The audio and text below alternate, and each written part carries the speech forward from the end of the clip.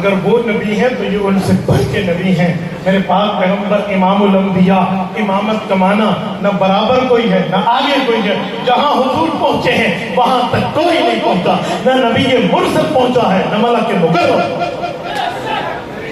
میرے دوستو، میں ایک جملہ سمجھانے کے لیے آپ کی خدمت میں کہنے لگا ہوں. آج ہم اس نبی کی سیرت کے لیے موجود ہیں، اس نبی کی شان اور مقام کے لیے موجود ہیں، اس نبی کے مرتبے سمجھانے کے لیے موجود ہیں. لیکن ایک بات طے ہے، خالی میرا نبی بہتر، میرا نبی اعلیٰ، میرا نبی اولا، میرا نبی افضل، میرا نبی اکرم، میرے نبی کا درجہ بلند و بالا، برتر و اعلیٰ، ایک کہنے پر صرف اس پہ نجات نہیں ہے. نجات ملے گی تب جب اس اعلیٰ پیغمبر کے احکامات کو اپنایا. جب تک اپنانا نہیں ہے، احکام پہ عمل نہیں ہے، احکام پہ عمل درآمد نہیں ہوگا، تب تک بات نہیں بنے گی. بات تب بنے گی جب رسول اللہ صلی اللہ علیہ وسلم کے احکامات، حضور کے مرتبات، حضور پاک کے تمام اوامر، تمام نواہی، تمام فرمودات، تمام احادیث، تمام احکام پہ ہم عمل کریں گے. یہاں سے اٹھنے کے بعد یہ طے کر لیں گے کہ جو ہمارے لیے 1400 سال پہلے رویا ہے، جو ہمارے لیے کہذیزی مرجد اس کے سینے سے ہڈیاں کے ابلنے کی آواز ہوتی تھی، وہ اتنا روزہ ہمارے لیے اتنا تڑپا، اللہ سے اتنا مانگا، اللہ سے اتنی آہوزاری لجاجت سے اللہ سے یوں مانگا کہ رب کریم نے فرمایا طٰہٰ ما انزلنا علیک القرآن لتشقیٰ. محبوبم، ہمیں آپ کے جسم و نرم و نازک ملازم، نرم و نازک اور ملائم جسم اس لیے نہیں بنایا تھا کہ آپ لوگوں کے لیے تکلیف میں پڑ جائیں، آپ لوگوں کے لیے اپنے آپ کو دقت و شدت و حدت میں ڈالیں. نہ میرے پاک پیغمبر آپ وہ نہیں ہیں، بلکہ آپ مانگے رب چاہے ہدایت دے، رب نہ چاہے ہدایت نہ دے، لیکن آپ تکلیف میں نہ پڑے. پیغمبر کریم ہمارے لیے تکلیف میں پڑے، ہمارے لیے دعائیں کی، التجائیں کی، آہوزاریاں کی، اللہ سے مانگا. آج امت چاہتی ہے ہم پاک پیغمبر علیہ السلام کے عاشق بنے، تو عاشق بننے کا یہ مطلب نہیں ہے غلام ہے، غلام ہے، غلام ہے، غلام ہے. غلامی رسول میں موت بھی قبول ہے، صرف نعرے کی بات تک نہیں ہے، عشق کے دعوے تک نہیں ہے، عشق کے اعلان تک نہیں ہے، عشق کا اظہار ہونا چاہیے. میرا جسم بتائے میں حضور کا عاشق، میری زندگی بتائے میں حضور کا عاشق، میرا لیونگ اسٹائل بتائے میں حضور کا عاشق، میری ترتیب بتائے میں حضور کا عاشق، میرا لیل و نہار بتائے میں حضور کا عاشق، میری نشستوں پر آپ بتائے میں حضور کا عاشق، میری ہود و باش بتائے میں حضور کا عاشق، میری فرینڈشپ کے حالات، میری تجارت، میری بزنس، میرے معاملات، میری جاب، میرا گھر، میرا باپ، میری بیوی، میرے بچے، یہ تمام چیزوں میں نبوت کے معاملات عمل کے علامت کے طور پر ظاہر ہوں. کیونکہ بات یہ ہے محبت اطاعت کے بغیر نہیں ہے. ایک عربی شاعر نے کہا لو کان فی حبک صادقا لاطعته ان المحب لمن يحب مطیع. اور اپنی محبت میں 100% سچائی لاؤ، ٹروتھ لاؤ، حقیقت لاؤ، ریئلٹی لاؤ. وہ تب ہے جو حضور نے کیا ہے تم اس فرمان پہ عمل کرو. اگر عمل نہیں ہو تو کچھ بھی نہیں، نہ ہمارے سفر کا کوئی فائدہ، نہ علماء کے آنے کا کوئی فائدہ، نہ آپ کے بیٹھنے کا کوئی فائدہ. اگر قیمتی بنانا ہے تو ایک ہی چیز ہے، ہم یہ بات طے کر کے اٹھے آج کے بعد ہماری زندگی میں سنت نہیں چھوٹے. وعدہ کرتے ہو جتنے بیٹھے کرتے ہیں وعدہ، سنت پہ عمل کرو گے، سنتوں کی زندگی اپناؤ گے، سنت کے معاملات کی پیروی کرو گے، رسول پاک صلی اللہ علیہ وسلم کی سنت کو پھیلاؤ گے، اپنی زندگی میں لگاؤ گے، اپنی اولاد میں چلاؤ گے، گھر بار میں چلاؤ گے، جس فیلڈ میں اس پہ لے کر چلو گے، حضور پاک کی سنت کے مطابق زندگی گزارو گے. جزاکم اللہ. میرے ساتھیوں، میں آخر میں ایک دو باتیں کرنے لگا ہوں، توجہ میری طرف رکھنا. پہلی بات، یہ کل کی بات ہے غالباً یہاں آپ کے اسی محلے میں ایک شخص نے نبوت کا جھوٹا دعویٰ کیا ہے. خالی لعنت نہیں، ساری لعنت ہے. اب جب اس پر الحمدللہ پرچہ بھی ہوا، حضرات نے جا کے اس کو تھانے پہنچا دیا، اس سے پتہ چلا ہم آئین اور قانون کے ساتھ. جب اس پر عمل درآمد نہ ہو تو پھر مجھے بتائیں، ہم مولانا علی الدین شاکر صاحب، حضرت بھائی یعقوب فیض صاحب، ہمارے حضرت مولانا عبدالرحمن ثانی صاحب، یہ سارے حضرات علماء کیسے جا کر عوام کو کہیں گے بھائی نرم رہو، گرم نہ ہو، اگر آپ نے اس پہ عمل درآمد نہ کیا. میں نے سنا کچھ لوگ کہنا چاہ رہے ہیں جی وہ تو بالکل دماغ سے آؤٹ ہے. میں آپ کو ایک بات سنانے لگا ہوں، مجھے بتائیے اگر وہ دماغ سے پاگل ہے وہ نبوت کا دعویٰ کرتا ہے، آرمی چیف ہونے کا دعویٰ تو نہیں کرتا. کہے کہ میں سید عاصم منیر ہوں، کہے نا میں آرمی چیف ہوں، کہہ دے. چلو نیول چیف کا کہہ دے، ہاں نیول چیف کبھی نہیں کہتا، فضائیہ کبھی نہیں کہتا، بری باری کبھی نہیں کہتا، آرمی چیف کبھی نہیں کہتا. آرمی چیف کی وڈی کر دے کہ میں تو لاہور سے دیتی ہے، وہ کہہ دے. اس میں تو کہنے کے لیے تیار نہیں ہے، کوئی معاملہ کوئی بنیاد کچھ بھی نہیں ہے. کیوں؟ پاگلوں کو صرف نعوذ باللہ یہ تخت مشق نبوت کے جھوٹے دعوے ملے. اسے پاگل نہیں، یہ پاگل نہیں. آپ کیسے کہتے ہیں پاگل؟ ہمارے یہاں اس طرح کا ایک معاملہ ہوا، ہم نے اسے گرفتار کرا. مجھے پھر ایس ڈی کی میٹنگ میں تھا تو وہاں ایک افسر مجھے کہنے لگا مفتی صاحب وہ بندہ تھوڑا عقل سے ہلا ہوا لگتا ہے، اتنا عقل مند ہو اور نبوت کا دعویٰ کر دے. میں کہ جی مرزا قادیانی کیا خیال ہے؟ گلیوں کو ہاتھ لگاتے پھرتا تھا.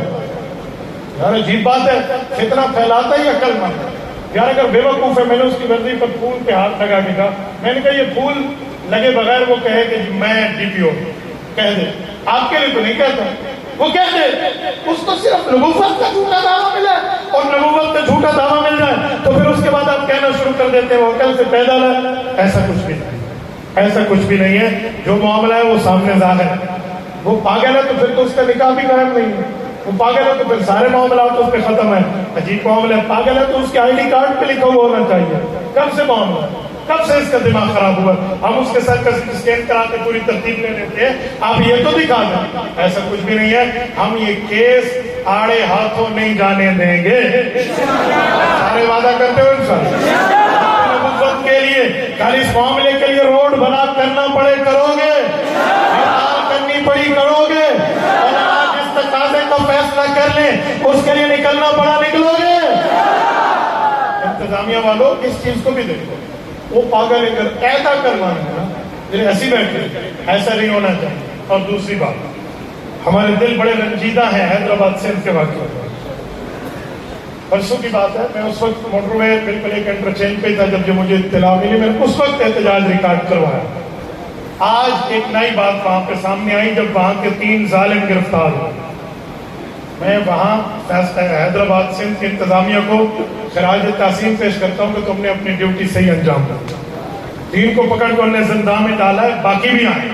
میں آج جملہ سمجھانے کے لیے کہنے لگا ہوں، توجہ رکھنا. جب 3 پکڑے گئے ہیں تو میں نے اس وقت بھی پرسوں کی رات کے احتجاج میں کہا تھا، میں نے کہا لوگوں اب دیکھنا ان کی پیروی کون کرتا ہے، اب دیکھنا ان کا وکیل کون آتا ہے، پھر ہم دیکھیں گے کس فیکٹری سے گستاخ بنتے اور تیار.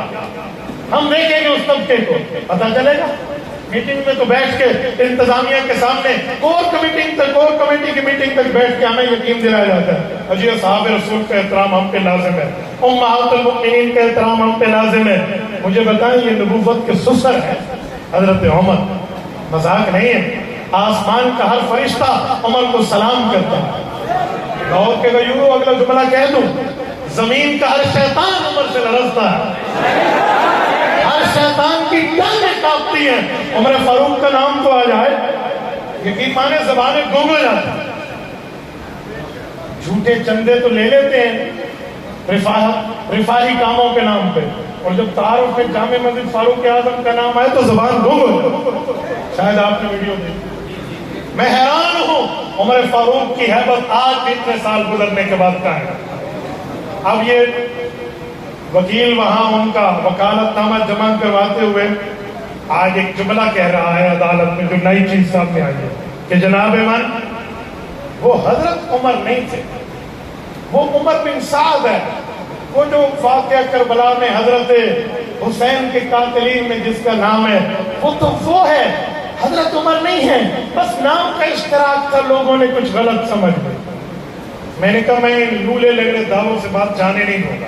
توجہ رکھو، اگر وہی عمر، تم تو مطلق عمر کہہ رہے ہو، عمر بن سعد تو نہیں کہہ رہے. کل کوئی بندہ بیٹھ کے نعوذ باللہ نعوذ باللہ نعوذ باللہ وہ حضرت حسین کا نام لے کر لعنت کرے گا، کوئی اسے پکڑے گرفتار ہو اور بعد میں وکیل جا کے کہے یہ تو باراک حسین اوباما پہ لعنت کر رہا تھا. آپ بتائیں مجھے مانو گے؟ آپ کہیں گے اگر وہ حسین تھا تو باراک صاحب نام لیتا. ظالم یہ کوئی بات ہے؟ کل کوئی بیٹھ کے امام جعفر الصادق کا نام لے کے وہ جعفر صادق کا نام لیتا رہے رحمہ اللہ اور اس پہ لعنتیں برسائے، پھر جب پکڑا جائے عدالت میں وکیل جائے کہ یہ تو میر جعفر بن صادق کا نام لے رہا تھا، مان جاؤ گے؟ میں نے کہا اس طرح کی لولی لنگڑی جھوٹی تعبیریں ہم نے نہ کل مانی تھی نا اس نے صحابی رسول کو یہ مورد تان ٹھہرایا ہے، اس کو چوک پہ لٹکانا قائد کرتے ہیں نہیں کرتے؟ لاہور کے غیوروں زندہ دلانے لاہور کی طرح مجھے جواب دو، آپ اس مطالبے کی تائید کرتے ہیں یا نہیں کرتے؟ اس کو لٹکانا چاہیے یا نہیں لٹکانا چاہیے؟ اس کو تختہ داغ پہ چڑھانا چاہیے یا نہیں چڑھانا چاہیے؟ اور سنو میں ایک بات مزید کہتا ہوں، اے کاش ہماری جمعیت علماء اسلام کی اور باقی ماشاءاللہ ہمارے اہل سنت کے بزرگوں کی محنت وہ پوری ہو جاتی نا ایک دستخط سے۔ میں دیکھتا آج کوئی کتا صحابہ پہ بک بک کیسے کرتا، کوئی اہل بیت پہ بک بک کیسے کرتا، اس سے اندازہ لگا آج میں کہنے لگا ہوں، آنے کہنے لگا ہوں، چاہے جتنے میدوں کو یہ بات ہضم ہو یا نہ ہو، لیکن برسر منبر کہنے لگا ہوں مولانا فضل الرحمان دامت برکاتہ کی محنت نے یہودی ایجنٹ کی حکومت کو گرایا یا نہیں گرایا؟ اربوں ڈالر یہودیوں نے اس میں انویسٹمنٹ کی تھی، ایک چھٹے میں مفتی محمود کے لخت جگر میں اڑا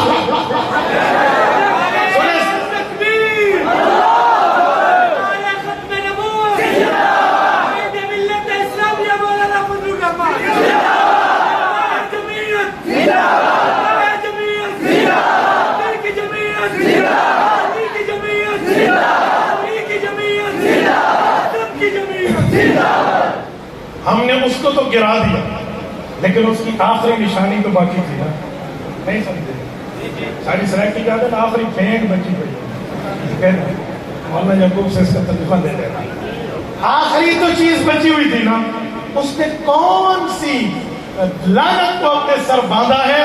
دستخط اس نے نہیں کیے، ورنہ وہ آج تک قانون بن چکا ہوتا اور ان کتوں کو لگامیں ڈل چکے۔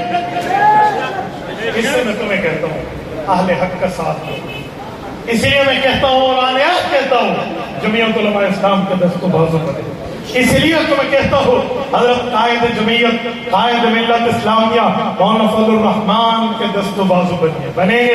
لوگ کہیں گے پتہ نہیں کیا کہہ رہے ہیں، لیکن میں ایک جملہ کہتا ہوں، توجہ رکھنا، یقین مانیے اگر اس طرح اکابرین کا آپ نے ساتھ دیا، اس طرح معاملات کو آپ نے ساتھ چلایا، انشاءاللہ مفتی محمود نے کل قادیانیوں کی منجی اسمبلی میں ٹھوکی تھی، آج ہم نے جمعیت کو مضبوط کیا، ان کے قادیانیوں کی چھوٹی بہن بھائیوں کی بھی منجی ٹھوک کر دیں گے۔ یاد رکھیں نبوت کا گستاخ بھی قبول نہیں ہے، صحابہ اور اہل بیت کا گستاخ بھی قبول نہیں ہے۔ صحابہ پیغمبر کے یارانے کا نام ہے اور اہل بیت پیغمبر کے گھرانے کا نام ہے۔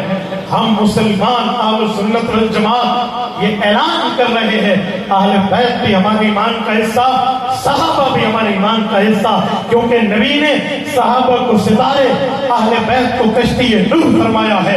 کبھی ملاحوں سے جا کے ساحلوں پہ پوچھو کہ ستارے کا تعلق یہ کشتی سے کیسے ہے، وہ بتاتے ہیں گوگل میپ سے پہلے آج تک کشتی اپنا دایاں بایاں سائڈ کا منزل کا معاملہ متعین کرتی ہے، تو وہ تارے ستارے کو دیکھ کے کرتی ہے کہ اس ستارے کو دائیں رکھو، اس کو بائیں رکھو، آپ فلاں جگہ منزل پہ پہنچو گے۔